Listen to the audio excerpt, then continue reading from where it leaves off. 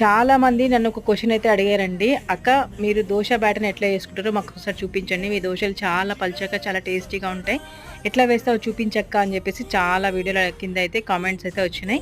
వాళ్ళ కోసం ఈరోజు అయితే దోస బ్యాటర్‌ని ఎట్లా చేస్తానో చూపిస్తున్నానండి. ఫస్ట్ అయితే నేను ఒక 4 గ్లాసుల రేషన్ బియ్యం అయితే తీసుకున్నాను. దీనికి ఖచ్చితంగా రేషన్ బియ్యమే కావాలన్నమాట. రేషన్ బియ్యం 4 గ్లాసులు తీసుకుంటే ఒక గ్లాస్ మినప్పప్పు, తర్వాత 2 గుప్పెళ్ళు శనగపప్పు, తర్వాత ఒక టేబుల్ స్పూన్ అంతా, అంటే మరీ టేబుల్ స్పూన్ కాదండి, టేబుల్ స్పూన్ కంటే కొంచెం మెంతులు అనమాట. ఇవన్నీ వేసుకొని మంచిగా ఏమి మట్టి పిల్లలు లేకుండా చూసుకొని ఒక 4-5 సార్లు కడిగి అయితే మనము నీళ్ళు పోసి అయితే నానబెట్టేసుకోవాలండి. తర్వాత మిక్సీకి పట్టి తర్వాత దోశలు ఎట్లా వచ్చినాయి నేను మళ్ళీ నెక్స్ట్ వీడియోలో చూపిస్తాను. మొత్తానికైతే ఈ 4 అయితే ఖచ్చితంగా నేను మిక్స్ చేస్తాను. తర్వాత దీంట్లో మిక్స్ పట్టేటప్పుడు కొంచెం అన్నం అయితే వేస్తానండి, మెత్తగా చాలా సాఫ్ట్గా వస్తాయి. రేపైతే దోశలు ఎట్లా వస్తున్నాయో చూపిస్తానండి. వీడియో నచ్చితే లైక్ చేయండి, షేర్ చేయండి, సబ్స్క్రైబ్ చేయండి. Thank you so much for watching. Bye bye friends.